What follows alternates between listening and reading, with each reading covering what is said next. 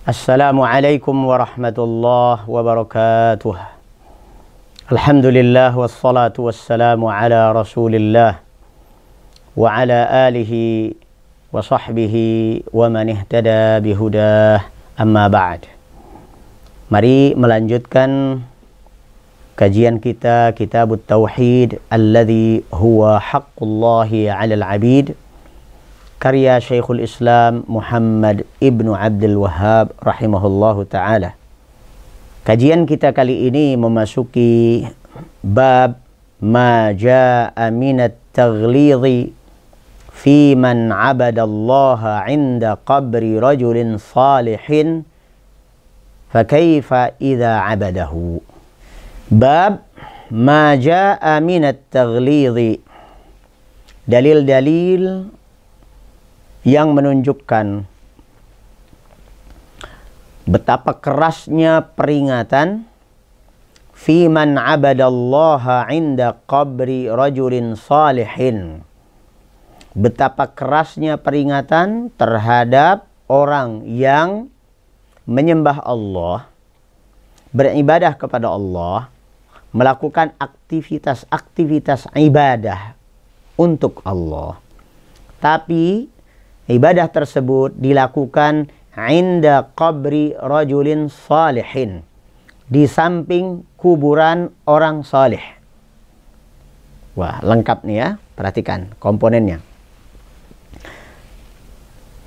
Kegiatannya ibadah, niatnya untuk Allah, dilakukannya di samping kuburan orang saleh. Ini dilarang keras. Dilarang keras. Apa masalahnya? Ini ibadah, niatnya untuk Allah, di samping kuburan orang saleh. Kemudian kata beliau, fa kaifa idza 'abadahu. Bagaimana kalau benar-benar orang tersebut melakukan ibadah itu ditujukan kepada sahibul kubur? Maka tentu akan semakin keras peringatan, larangan untuk melakukan hal tersebut.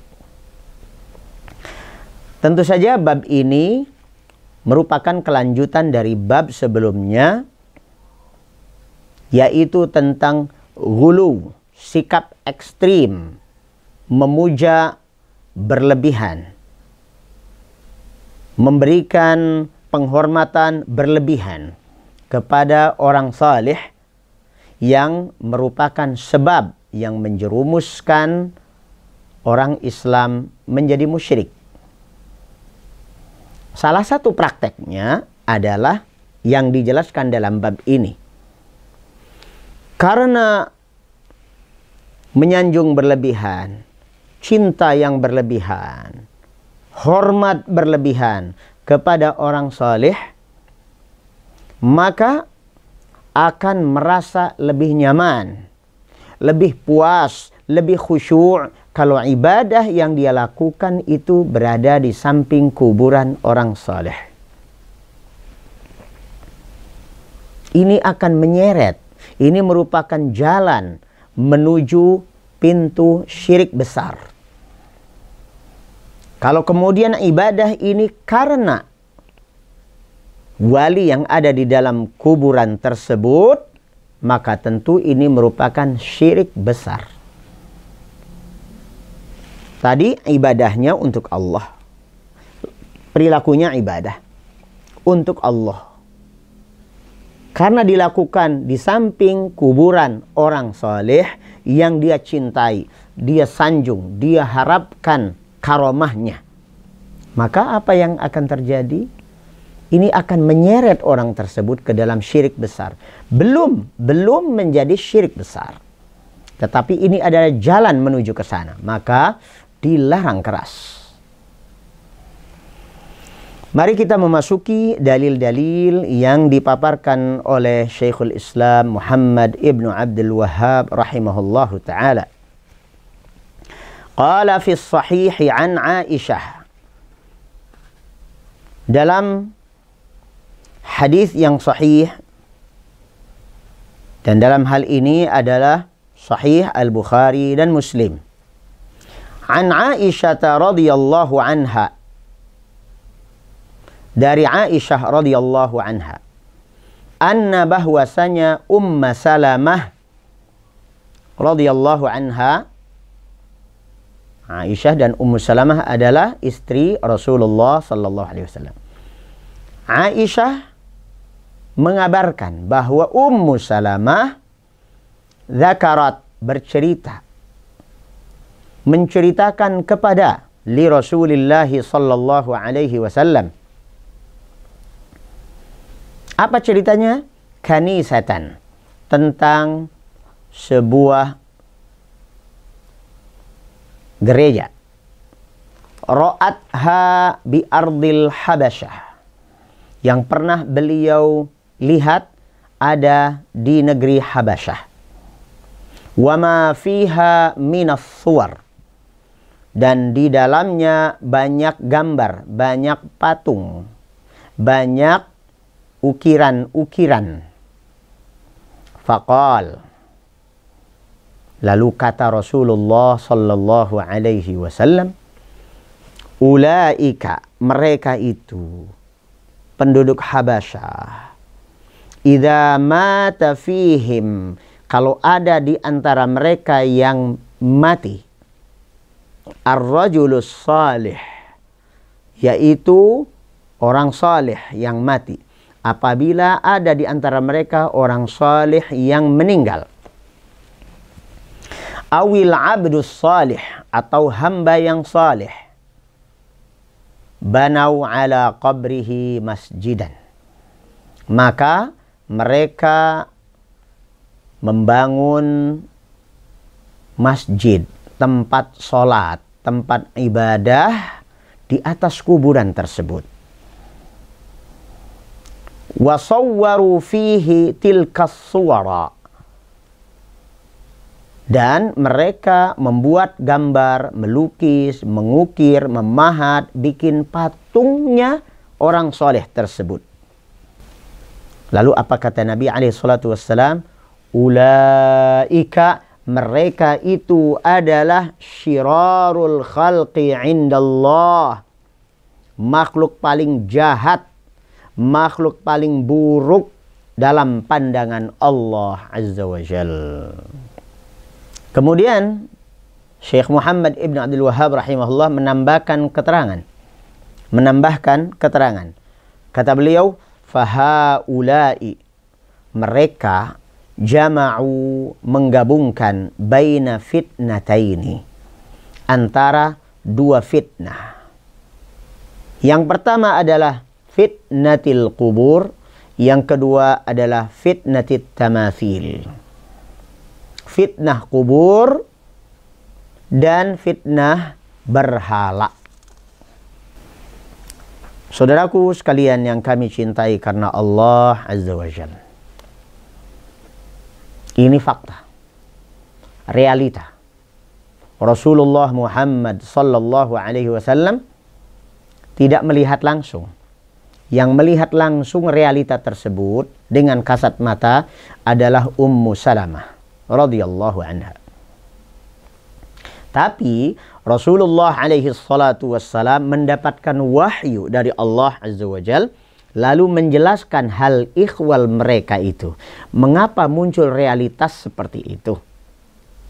Dilengkapi, dijelaskan, dielaborasi oleh Nabi alaihi salatu wassalam bahwa mereka itu memiliki pengagungan, penghormatan kepada orang soleh. Kalau orang soleh itu mati, maka di atas kuburannya mereka bangun tempat ibadah. Tidak berhenti sampai di situ, karena mereka beribadah kepada Allah, tetapi di tempat di mana orang soleh dikuburkan. Lebih dari itu adalah bahwa mereka menggambar, melukis, mengukir, memahat, membuat patung dari orang soleh tersebut. Maka di sini ada dua bahaya besar, di mana mereka beribadah di sisi kuburan orang soleh, Dan yang kedua adalah mereka menambah fitnah tersebut dengan dibuatnya lukisan atau berhalanya. Hadis berikutnya, walahuma anha. Dan di dalam Sahih Al-Bukhari dan Muslim juga masih dari Ummu Salamah radhiyallahu anha qalat, Rasulullah sallallahu alaihi wasallam lamma nuzila bi Rasulillah sallallahu alaihi wasallam, ketika diturunkan ayat kepada Rasulullah sallallahu alaihi wasallam, tafiqa yatrahu khamisatan lahu ala wajhih. Tiba-tiba Nabi alaihi salatu wassalam mengambil kain bajunya dan beliau menutup rapat-rapat wajah dan matanya. Fa idza tamma biha kashafaha. Kalau Nabi alaihi salatu wassalam sudah merasa sumpek karena menutup mata dan wajahnya dengan kain bajunya, maka kemudian beliau membukanya, bernafas dulu. Faqala wa huwa kadzalik. Dalam keadaan beliau menutup mukanya itu, beliau bersabda, la'natullahi 'alal yahudi wan nasara. Allah senantiasa melaknat orang-orang Yahudi dan Nasrani. Perhatian, peringatan keras. Peringatan keras. Allah senantiasa melaknati orang-orang Yahudi dan Nasrani. Pasalnya kenapa? Ittakhadhu qubura anbiya'ihim masajidah. Karena mereka menjadikan kuburan para nabinya sebagai tempat ibadah, sebagai tempat sholat, sebagai tempat sujud kepada Allah Azza wa Jalla. Yuhadziru ma sana'u. Beliau mengungkapkan demikian dalam rangka memberikan tahzir, mewanti-wanti, memperingatkan umat ini jangan sampai meniru cara-cara ibadah mereka. Laula dzalika ubriza qabruhu. Laula dzalika ubriza qabruhu ghaira annahu khashiya an yuttakhadha masjidan.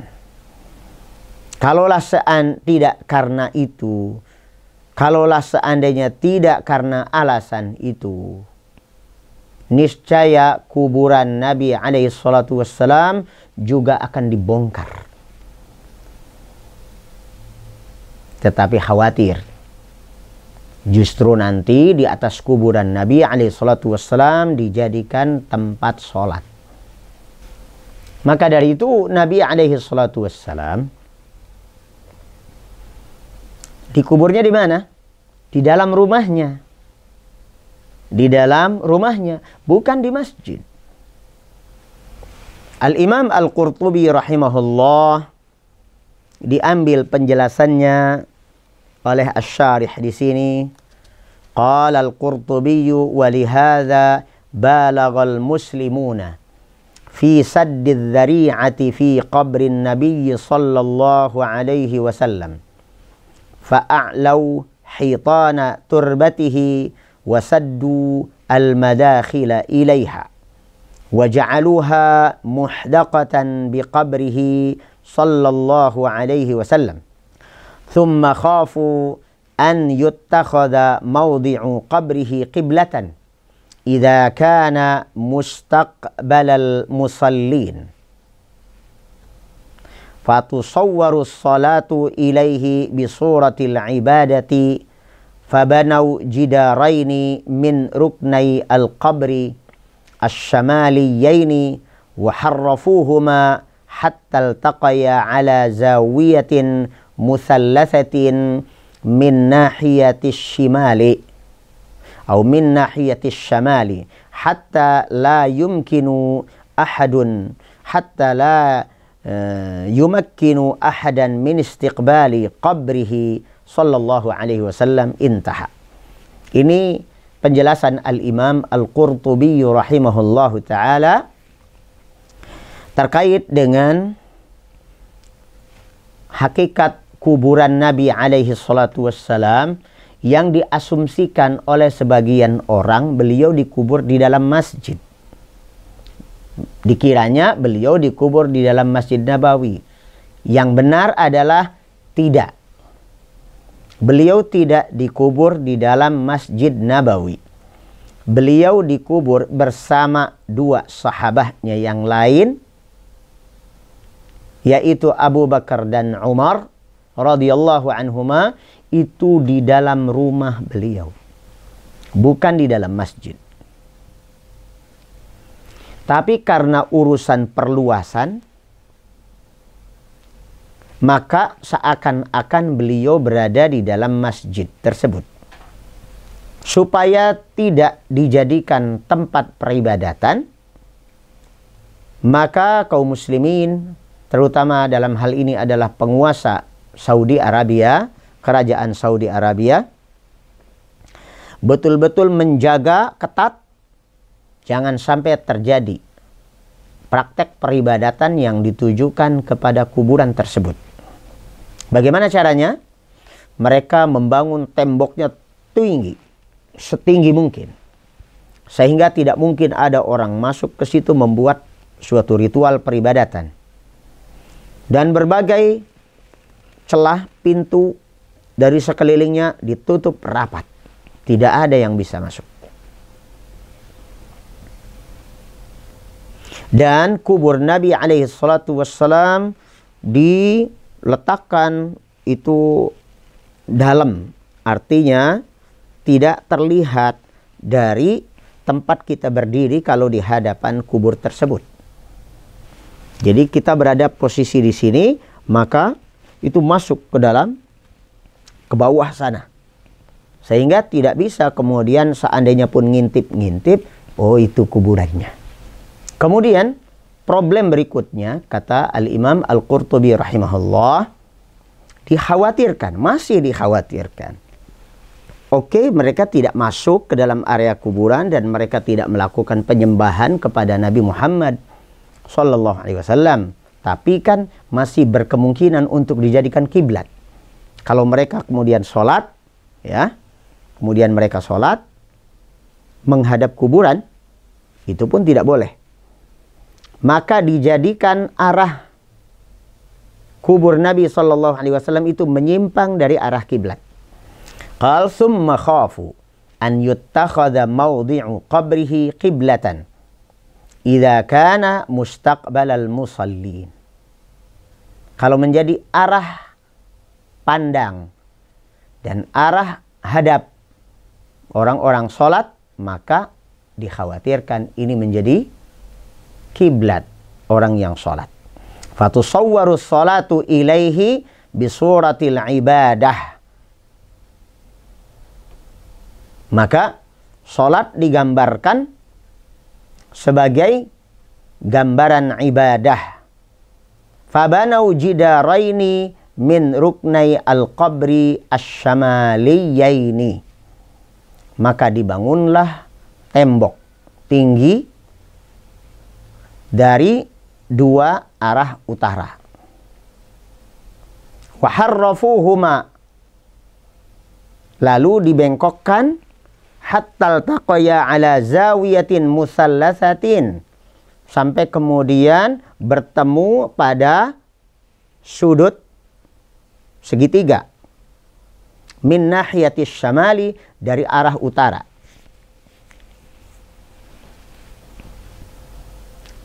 Apa yang terjadi? Karena ini tidak barat, tidak timur. Ini bukan kiblat. Jadi akhirnya orang menghadap itu, kalau menghadap kuburan berarti dia tidak menghadap kiblat. Kalau dia menghadap kiblat, orang-orang sholat jelas kiblatnya. Kalau dia mengambil arah kuburan, maka berarti dia menyembah kubur atau sholat menghadap kubur Nabi alaihissalam. Tapi kalau dia menghadap kiblat, pasti tidak menghadap kubur Nabi. Sedemikian direkayasa supaya apa? Hatta la yumakkinu ahadan. sampai tidak memberikan peluang kepada siapapun min istiqbali qabrihi, supaya mereka tidak berpotensi untuk menghadap kuburan Nabi SAW di dalam sholat. Kita beralih pada dalil yang berikutnya.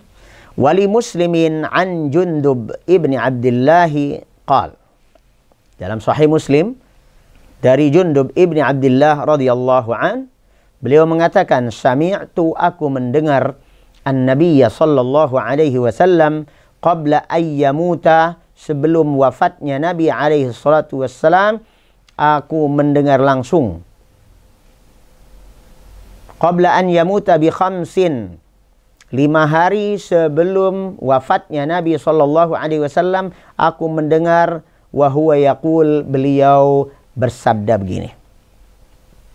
Inni abra'u ilallah, aku berlepas diri, melepaskan tanggung jawabku, keterikatanku. Aku lapor kepada Allah Azza wa Jalla bahwa aku terlepas dari an yakuna li minkum khalilun. Jadi dari keterikatan sahabat dekat atau soulmate. Soulmate apa? Orang yang sangat dicintai, melebihi Allah Azza wa Jalla. Fa innallaha qad ittakhadhani khalilan. Kenapa? Karena Allah sudah menjadikanku sebagai khalil. Tidak pantas aku menjadikan selain Allah sebagai khalil. Kama ittakhadha Ibrahim khalilan, sebagaimana Allah Azza wa Jalla telah menjadikan Nabi Ibrahim alaihissalam sebagai khalil, sebagai kekasih yang sangat dekat. Walau kuntu muttakhidan min ummati khalilan, seandainya aku boleh menjadikan salah seorang di antara umatku sebagai khalilku, lattakhadtu Aba Bakrin khalilan, pastilah Abu Bakar orangnya. Ungkapan ini menunjukkan betapa mulianya dalam pandangan Nabi SAW sosok Abu Bakar As-Siddiq radhiyallahu anhu. Maka orang-orang Syiah sangat membenci Abu Bakar As-Siddiq radhiyallahu anhu. Ala wa inna man kana qablakum kanu yattakhidhuna qubur anbiya'ihim masajida. Lalu ini fokus daripada bab kita ini pada kalimat ini. Ingatlah, sesungguhnya orang-orang sebelum kalian telah menjadikan kubur nabinya sebagai tempat beribadah, sebagai tempat sholat, sujud. Ala fala tattakhidul qubura masajida fa inni anhaakum an dzalik. Ingat, jangan sekali-kali kalian menjadikan kuburan sebagai tempat ibadah. Aku melarang kalian melakukan hal itu. Faqad naha anhu fi akhir hayatih. Nabi kita Muhammad sallallahu alaihi wasallam melarang keras masalah ini di akhir hayatnya. Tsumma la'ana, kemudian melaknati, wa huwa fi siyaqi man fa'alahu. Di dalam alur ungkapan ini Nabi alaihi salatu wasallam melaknati orang yang melakukan hal tersebut. Was-salatu 'indaha min dzalik, dan salat, melakukan salat di samping kuburan merupakan perilaku yang dilarang keras oleh Nabi sallallahu alaihi wasallam. Wa illam yubna masjidun, meskipun belum atau tidak dibangun masjid di atas kuburan tersebut, meskipun kuburan tersebut tidak berada di samping masjid atau masjid itu di samping kuburan. Wa huwa ma'na qawliha khasyiya an yuttakhadha masjidan, khawatir dijadikan sebagai tempat sholat. Fa inna as-sahabata lam yakunu liyabnu hawla qabrihi masjidan. Para sahabat radhiyallahu anhum tidak pernah berpikir untuk membangun masjid di samping kuburan Nabi sallallahu alaihi wasallam. Wa kullu mawdhi'in qusidas salatu fihi faqad tukhidha masjidan. Setiap tempat yang dituju oleh orang untuk melakukan sholat di situ berarti telah menjadikannya sebagai masjid. Bal kullu mawdhi'in yusalla fihi yusamma masjidan. Bahkan setiap tempat di mana kita lakukan sholat di situ berarti itu adalah masjid. Karena masjid artinya apa? Tempat bersujud, tempat sholat. Kama qala sallallahu alaihi wasallam, sebagaimana Nabi alaihi salatu wassalam bersabda, ju'ilat liyal ardu masjidan wa tahuran. Bumi, tanah telah dijadikan untukku sebagai tempat yang layak boleh bersolat di situ dan boleh tanah dijadikan alat untuk bersuci, yaitu tayammum. Wali Ahmad bi sanadin jayyidin an Ibni Mas'ud radhiyallahu anhu marfu'a. Al-Imam Ahmad Ibnu Hanbal rahimahullah meriwayatkan dengan sanadnya yang baik dari jalur Abdullah Ibnu Mas'ud radhiyallahu anhu secara marfu' sampai kepada Nabi alaihi salatu wassalam. Kata Nabi, inna min syirarin nas, sesungguhnya di antara manusia yang paling jahat, paling buruk adalah man tudrikuhumus sa'atu wa hum ahya'u, adalah orang-orang yang masih diberikan hidup oleh Allah Azza wa Jalla saat kiamat terjadi. Walladzina yattakhidhunal qubura masajida. Begitu pula orang-orang yang menjadikan kuburan sebagai tempat sholat, tempat ibadah. Wa rawahu Abu Hatim fi sahihih. Begitu pula diriwayatkan oleh Abu Hatim di dalam sahihnya. Demikian, semoga Allah Subhanahu wa taala hidupkan ruh tauhid di dalam jiwa kita dan kecintaan untuk beribadah dengan benar kepada Allah Azza wa Jalla, serta menghindari perilaku kebiasaan orang-orang Yahudi dan Nasrani atau bahkan orang-orang Islam yang sudah terkontaminasi cara berpikirnya terhadap kuburan para wali. Semoga Allah Subhanahu wa taala jauhkan kita dari perilaku tersebut yang dilaknati, pelakunya dilaknati oleh Rasulullah sallallahu alaihi wasallam. Aqulu qawli hadza wa astaghfirullah li wa lakum wa sallallahu ala nabiyyina Muhammad wa alihi wa sahbihi wa sallam wa akhiru da'wana anil hamdulillahi rabbil alamin. Assalamualaikum warahmatullahi wabarakatuh.